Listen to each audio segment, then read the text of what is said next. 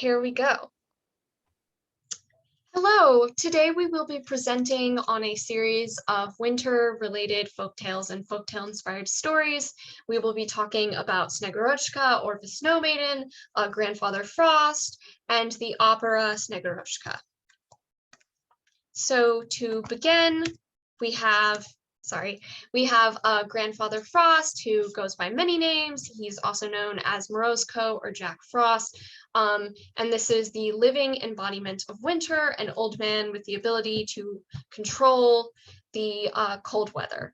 So when we talked about the classifications for different phases of wonder tales, Morozko is classified as an archaic wonder tale by Snegurochka, because it's also, stories about Morozko are dealing with an antagonistic force of nature.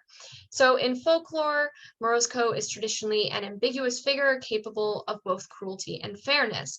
But as time has gone on, the character of Morozko has become older and more benevolent, and in contemporary Russia, Grandfather Frost is more analogous to Santa Claus. He's depicted as an old man with a white beard who delivers gifts to children in the winter. However, as an important distinction, he is associated with the New Year's holiday, not Christmas. New Year's is more of the big celebration, whereas Christmas is simply a religious holiday. And if you look at this picture, you have an actor portraying Grandfather Frost at Grandfather Frost's official home, which is in Veliki Ustia. So we've already read it in class, but to talk about the Morozko Wonder Tale, the story begins when a stepmother who resents her stepdaughter sends her stepdaughter to die in the woods in the height of winter. The stepdaughter is out there in the woods when Morozko appears and asks if she is cold. But the stepdaughter displays good manners and does not tell Morozko that she is cold, even if she's on the brink of freezing to death. She's singing, she's behaving very politely. Morozko is so impressed by her behavior that he spares her and sends her home with a wagon of treasure. Jealous, the stepmother sends her own daughter out into the woods to receive the treasure, but the stepdaughter is rude to Morozko and he freezes her. All that comes back is the stepdaughter's bones, and the stepmother is so distraught that she dies. And if you look here, we've got a painting of Morozko by Ivan Bilibin. So to kind of talk some about the meaning of this folktale, like many of the stories we have read in class, it can be interpreted as a story about marriage. The daughter is, in traditional wonder tale fashion, leaving her child at home to go out to a wider, more dangerous adult world. In this case, it's the woods. There she meets a strange man, and she returns with a dowry, which is the riches that Morozko bestows upon her. So the story is talking about the importance of manners and behaving respectfully as guests, but of course there's also a very strong gender element. It is preparing young women for marriage and socializing them to meet patriarchal standards of acceptable female behavior. Because of course in this story, the good girl is so self-effacing that she is willing to freeze to death rather than ask for anything for herself. And the bad girl draws attention to her own pain and is killed for it. Then to conclude with some discussion of Morozko in pop culture over the years, Morozko does appear as a character in the Russian opera Snegurochka, but there will be more on that later in the presentation. Tourists can visit Grandfather Frost's official estate in Veliki Ustig, and it's kind of like a big tourist attraction. And there and elsewhere, people will dress up as Grandfather Frost and pose for pictures with children, kind of like how people will dress up as Santa Claus and pose for pictures of children, in the States.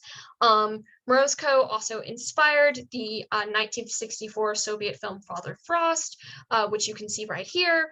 And the film kind of expands upon the story by adding a love interest who is, of course, named Ivan, and then also including a Baba Yaga as an antagonist. And to talk about some very recent American pop culture, the very popular and acclaimed fantasy novel, The Bear and the Nightingale, which is the first in a trilogy by the author Catherine Arden, is a kind of feminist retelling of the Morozko Wonder Tale. So now I'm going to pass it along to Becca. Or to Zoe, excuse me. All right, so I'll be talking about Snegurochka today. And the Snegurochka is her name means snow maiden. She's a popular character in Russia and throughout the world, but mostly in Russia, where she is commonly associated with New Year's traditions, especially since Novi God or New Year is very, very important in Russia, and the holidays can even go on a full week. And she's commonly seen with Grandfather Frost as his granddaughter, but occasionally she's seen as his wife or even as his just daughter. And she accompanies Grandfather Frost throughout Russia and bestows small gifts upon them throughout the New Year's holidays to all the good kids. And she's commonly depicted as very, very beautiful, pale skin, wearing a silver cloak and like a furry hat. And she's just a very, very popular character within Russia. And in the picture over, sorry, in the picture over there, you can see how she is with Grandfather Frost. All right, and so the folk tales of Snegurochka, there were archaic versions of Snegurochka, but they weren't very common. It was just sometimes you would see a small doll made of ice and snow that would come to life, and that was the archaic versions of Snegurochka. But this isn't like the modern version at all, where you see Snegurochka as the granddaughter of Grandfather Frost. One of the first published versions of the Snegurochka tale was written by Mikhail Maximovich, published Snegurochka in 1845. This version was later summarized by Afanasiev in 1855. In this version, an old childless couple creates a living daughter out of a snow doll, and this daughter is Snegurochka. When she gets depressed as spring approaches and it's no longer getting cold, the old couple advise her to attend a spring celebration where she melts after performing a coming of age ceremony, which involves girls jumping over a fire. She just jumps over the fire and she poof is gone. And if you look over there, you can see her a painting by Viktor Venetsov from 1899, which depicts the Snow Maiden. And going on about folktales for Snegurochka, there are other countless interpretations of Snegurochka from further on. With some of them, she turns into a flower coming spring, or some of them, she doesn't appear just from making a doll. She appears from melting snow on top of a stovetop. And in one Ukrainian retelling by Grigory Densilevsky in 1860, it adds a more religious aspect as the old couple snow doll only becomes their living daughter once a passing saint blesses her. And arguably the most famous retelling of Snegurochka is the poetic play, The Snow Maiden, Spring Tale by Alexander Ostrovsky, which was first published in 1873, of which the opera is actually based on. And even in 1952, there was an animated Soviet film of Snegurochka that was created, containing some of the music from the opera. And if you look over at the picture over here, that is one of the screen, that's an image from the 1952 film. And I believe now it's going to go on to Becca. So as said before, the Snegurochka opera was based off of the play by Alexander Ostrovsky. It was composed by Nikolai Rimsky-Korsakov and is also known as the Snow Maiden. It has a running time of 4 hours with 2 intermissions and is composed of 4 acts along with a small prologue. And it was first performed in 1882 with a revision in 1898, and now it is performed sometimes. I think there is recently a performance that was done. You can go to the next slide. So the main characters, of course, are Snegurochka, or the Snow Maiden. She is a soprano. And then you have King Frost, or Father Frost, or Morozko, and he is going to be a bass. And then you have Fairy Spring, or Leshy, and she is her mother, and she is a mezzo-soprano. And then there's a shepherd boy named Lel, and he is also a mezzo-soprano. And then there is a wood sprite who is a tenor. And then there is a village girl named Kupava, and she is a soprano. And then there is a rich merchant boy whose name is Mizgir, and he's a baritone. And then you have Berendi, who is a tenor. And then there is a small picture of the Snow Maiden. And then on the right, there is a clip from one of the more recent performances of Snegurochka and her parents. And now I will do a quick summary of the opera. So basically how it starts is Snegurochka is the daughter of Father Frost and Fairy Spring. She was born with an ice heart and is hidden away from the sun god to avoid her death. And so she begs her parents to let her live with humans. And so they didn't want to let her. They were afraid that she would die, but they allowed her to live despite their fears.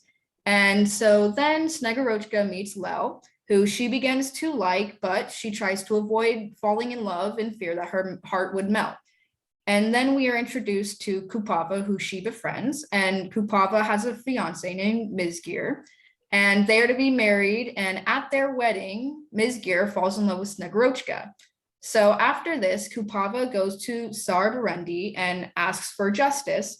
And what he does is he has Mizgir explain why he, basically cheated on his fiance and fell in love with Snegurochka.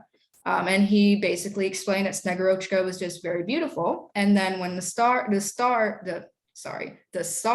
sees her, he understands exactly why Mizgir ended up falling in love with her. And then he offers a reward to anybody who can win Snegurochka's love.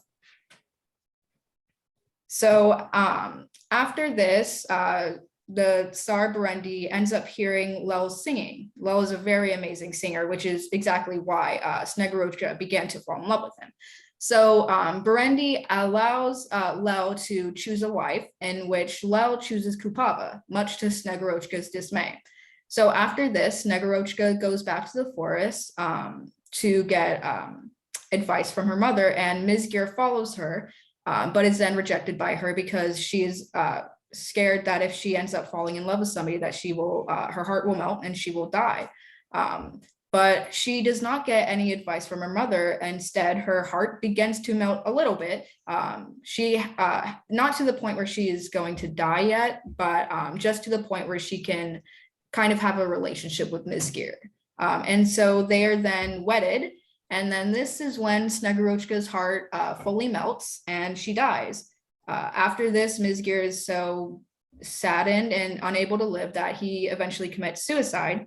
And after this, the sun god decides that this is a satisfying result and returns the seasons to normal and ends the famine that this village was enduring. And that is a summary of the opera. All right, so now as you can see, we have 3 slides of sources for our presentation. And that is all. The end. Thank you for watching.